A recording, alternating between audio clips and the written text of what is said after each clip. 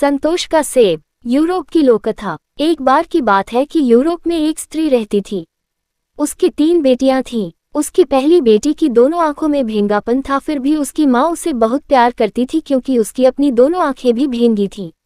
उसकी दूसरी बेटी का एक कंधा ऊंचा और एक कंधा नीचा था और भौहों के बाल धुएं की कालिक जैसे काले थे, फिर भी उसकी माँ उसको उतना ही प्यार करती थी जितना कि वह अपनी पहली बेटी को करती थी, क्योंकि उसका अपना भी एक कंधा ऊंचा और एक कंधा नीचा था और भौहों के बाल धुएं की कालिक जैसे काले थे।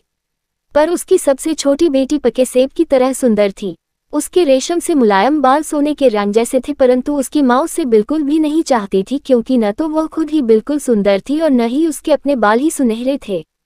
उस स्त्री की दोनों बड़ी बेटियां रोज सुबह शाम बहुत बढ़िया कपड़े पहनती थीं और सारा दिन बाहर धूप में बैठी रहती थीं, जबकि क्रिस्टीन, उसकी सबसे छोटी वाली लड़की, बहुत ही घटिया कपड़े पहनती थी।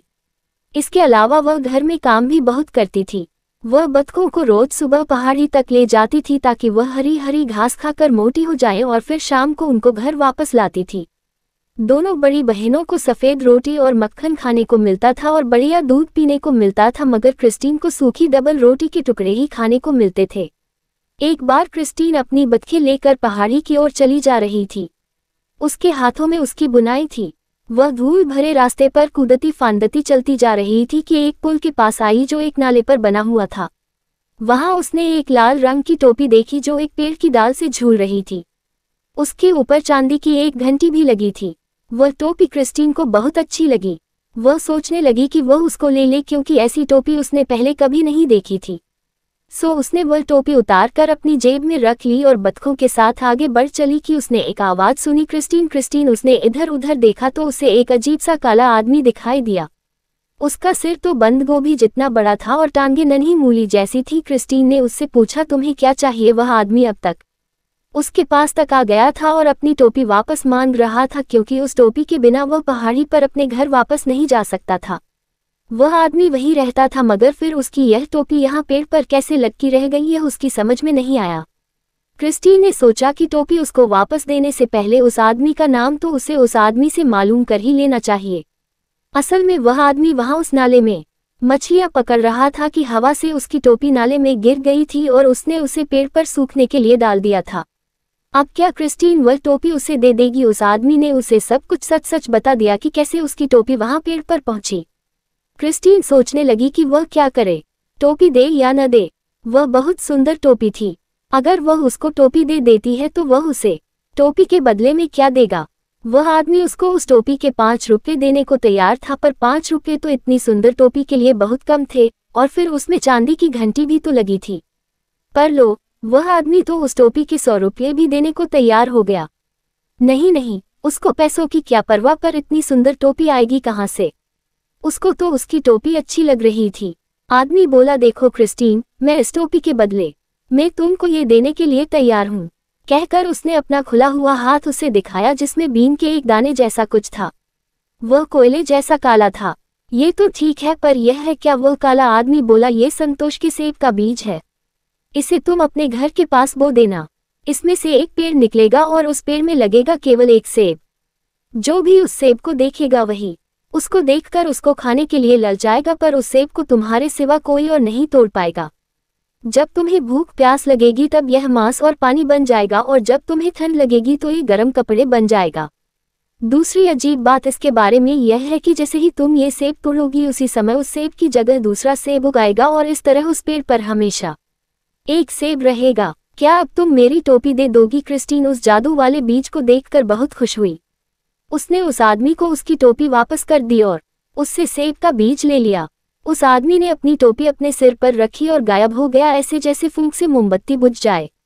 क्रिस्टीन उस बीज को लेकर घर पहुंची और अपने कमरे की खिड़की के सामने उसको बो दिया। सुबह उठी तो उसने खिड़की से झांका तो वहां तो सेब का एक बड़ा पेड़ खड़ा था और उस पर एक सेब लटक रहा था। सेब का रंग बिल्कुल सुनहरा था। वह बाहर गई और आसानी से उसे तोड़ लिया। जैसे ही उसने उसे वहां से तोड़ा, तुरंत ही उसकी जगह एक और सेब वहां पर आ गया। भूखे होने की वजह से वह सेब उसने तुरंत ही खा लिया। खाने पर उसको लगा कि इतना अच्छा सेब तो उसने पहले कभी खाया ही नहीं था, क्योंकि उस सेब का स्वाद सेब जैसा नहीं था बल्कि शहद और दूध से बने केक जैसा था। कुछ देर बाद उसकी सबसे बड़ी बहन बाहर आई और चारों तरफ देखने लगी। उसने वहां एक सेब का पेड़ देखा और उस पेड़ पर लटकता हुआ एक सुनहरा सेब देखा तो उसे बड़ा आश्चर्य हुआ। ये सेब का पेड़ रातों रात यहाँ कहाँ से आ गया? उस पेड़ पर लगे सेब को देखकर उसकी उसी समय उस सेब को खाने की इच्छा हुई। उसे लगा मानो यही इच्छा उसके जीवन की पहली और आखिरी इच्छा थी। उसने सोचा इसे मैं ही तोड़ लेती हूँ, इसको तोड़ने में क्या है। पर इसे कहना आसान था बजाय करने के। जैसे ही उसने सेब तोड़ने के लिए पेड़ पर चढ़ना शुरू किया तो उसे लगा कि वह सेब तोड़ने नहीं बल्कि चांद पकड़ने जा रही है। वह चढ़ती गई और चढ़ती गई और चढ़ती गई। चढ़ते चढ़ते उसे लगा कि वह चांद भी नहीं बल्कि सूरज को पकड़ने जा रही है। दोनों ही काम आसान थे पर सेब उससे अभी भी बहुत दूर था। आखिर उसने हिम्मत छोड़ दी। फिर उसकी दूसरी बहन आई और उसकी भी उस सुनहरे सेब पर नजर पड़ी तो उसकी भी उसको लेने की इच्छा होने लगी, पर चाहने और पाने में तो बहुत अंतर है, सो उसको भी वह सेब नहीं मिल पाया। अंत में उसकी माँ आई। उसने भी वह सेब लेना चाहा पर वह भी सेब नहीं ले पाई। तीनों ही उस पेड़ के नीचे खड़ी उस सेब की इच्छा कर रही थी पर तोड़ उसे कोई भी नहीं पा रहा था। मगर क्रिस्टीन जब भी चाहती वह सेब तोड़ लेती। जब उसे भूख लगती पेड़ का सेब उसकी भूख शांत कर देता। जब कभी उसे प्यास लगती तो भी उसके लिए वहां सेब हाजिर था। जब उसे किसी अच्छे कपड़े पहनने की इच्छा होती तो वह भी उसको उस सेब से मिल जाता। अब वह दुनिया की सबसे ज्यादा खुशकिस्मत लड़की थी। एक दिन एक राजा उधर से अपने आदमियों के साथ गुजर रहा था कि उसने भी उस पेड़ से लटका हुआ वह सुनहरा सेब देखा। उसको देखते ही उसके मन में भी उस सेब को खाने की इच्छा जाग उठी। उसने अपने एक नौकर को बुलाया और कहा कि वह उस सेब को कुछ सोने के सिक्कों के बदले में खरीद लाए। नौकर उस घर की ओर गया और उस घर का दरवाजा खटखटाया। माँ ने दरवाजा खोला और पूछा क्या बात है, तुम्हें क्या चाहिए? नौकर बोला कोई खास चीज तो नहीं, बाहर एक राजा है, वह ये जानना चाहते हैं कि उनको ये सेब इतने सोने के बदले में मिल सकता है या नहीं। माँ बोली हाँ हाँ क्यों नहीं। नौकर ने उसको वह सोना दे दिया और वह सेब तोड़ने चल दिया। वह चढ़ा और चढ़कर उसने डाल हिलाई मगर कोई फायदा नहीं हुआ।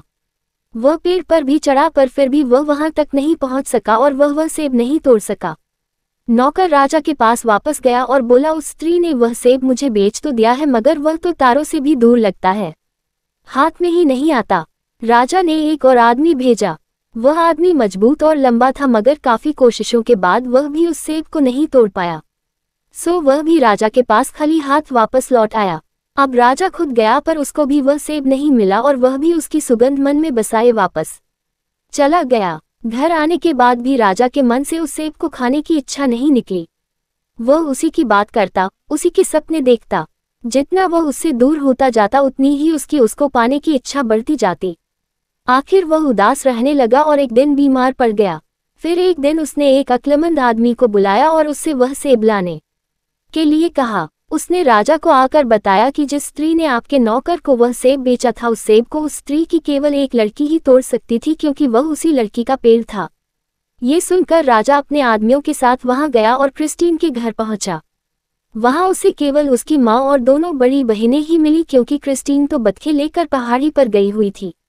राजा ने अपना टोप उतार कर झुककर उनकी माँ को नमस्कार किया। उस अक्लमंद आदमी ने क्रिस्टीन की माँ से पूछा वह आपकी कौन सी लड़की है जिसका ये पेड़ है। राजा ने सोच रखा था कि अगर वह उस स्त्री की सबसे बड़ी वाली लड़की हुई तो सेब लेने के बाद वह उसे घर ले जाएगा और उससे शादी कर लेगा और अपनी रानी बना लेगा। इस काम में वह देर नहीं करेगा। स्त्री बोली लेकिन क्या वह लड़की आपके और आपके सभी आदमियों के सामने उस पेड़ पर चढ़ेगी? नहीं नहीं, आप ऐसा कीजिए कि अभी तो आप अपने घर जाइए और वह लड़की सेब आपको बाद में आकर दे जाएगी। राजा बोला ठीक है, मगर सेब जरा जल्दी भिजवाना। जैसे ही राजा गया वैसे ही उसने क्रिस्टीन को बुलाया और कहा राजा ने ये सेब मंगवाया है, तुम ये सेब तोड़कर अपनी बड़ी बहन को दे दो, वह ये सेब लेकर राजा के पास चली जाएगी। अगर तुमने ऐसा नहीं किया तो मैं तुम्हें कुएं में फेंक दूंगी। क्रिस्टीन ने वह फल तोड़कर अपनी बड़ी बहन को दे दिया। उसकी बहन ने उस सेब को एक रुमाल में लपेटा और उसको लेकर राजा के पास चल दी। वह बहुत खुश थी। खट खट खट, वह दरवाजे पर सेब लिए खड़ी थी। उसको तुरंत ही अंदर बुला लिया गया।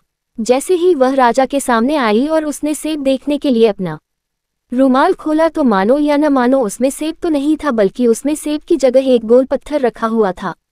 जब राजा ने देखा कि वह उसके लिए सेब नहीं पत्थर लेकर आई है तो उसको बहुत गुस्सा आया और उसने उसे घर से बाहर निकाल दिया। राजा ने फिर अपना एक आदमी भेजा। उसने जाकर उन लड़कियों की माँ से पूछा, क्या तुम्हारी कोई और लड़की भी है? हाँ है, तुम घर चलो, वह भी तुम्हारे लिए सेब तोड़ कर लाती है। नौकर के जाने के बाद उसने फिर क्रिस्टीन को बुलाया और अपनी दूसरी बहन के लिए सेब तोड़ने के लिए कहा। क्रिस्टीन ने फिर एक सेब तोड़ा और अपनी दूसरी बहन को दे दिया। वह भी जब राजा के पास पहुंची और उसको सेब देने के लिए अपना रुमाल खोला तो उसमें बजाय सेब के एक मुट्ठी कीचड़ निकली। राजा ने उसको भी अपने महल से भगा दिया। नौकर फिर उनके घर आया और उनकी माँ से पूछा, क्या तुम्हारे और भी कोई लड़की है? हाँ है तो, मगर वह तो किसी काम की नहीं है, उसको तो केवल बतखों को पालने का काम आता है। कोई बात नहीं, पर कहाँ है वह तो बतखों को लेकर पहाड़ी पर गई है। उस लड़की को बुलाया गया। कुछ देर बाद वह आई तो नौकर ने उससे पूछा, क्या तुम राजा के लिए एक सेब तोड़ सकती हो? वह गई और जंगली बेर की तरह वह सेब तोड़ कर ले आई। नौकर ने अपना टोप उतार कर उसे झुककर नमस्कार किया, क्योंकि यही वह लड़की थी जिसको वे ढूंढ रहे थे। उस नौकर ने उस लड़की को राजा के महल को चलने के लिए कहा। क्रिस्टी ने वह सेब जेब में रख लिया और राजा के नौकर के साथ चल दी, और वह नौकर उसको लेकर राजा के महल की तरफ चल दिया। राजा के घर में उस फटेहाल लड़की को देखकर सभी अपनी अपनी हथेलियां मुंह पर रख कर हंसने लगे। राजा ने पूछा, क्या तुम सेब लाए हो? जी हाँ। क्रिस्टी ने अपनी जेब से सेब निकाला और राजा की ओर बढ़ा दिया। राजा ने उसको थोड़ा सा खाया और उसको लगा कि उसने ऐसा सेब पहले कभी नहीं खाया था। इसके अलावा उसने क्रिस्टीन जैसी सुंदर लड़की भी पहले कभी नहीं देखी थी। ऐसा इसलिए था क्योंकि उसने संतोष का सेब खाया था।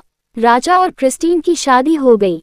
उसकी माँ और बहनें भी वहां आई थीं। उन्होंने सोचा कि उनके पास तो उस सेब का पेड़ है, पर उनका ये सोचना गलत था, क्योंकि अगले दिन तो वह पेड़ क्रिस्टीन के महल की खिड़की के सामने खड़ा था।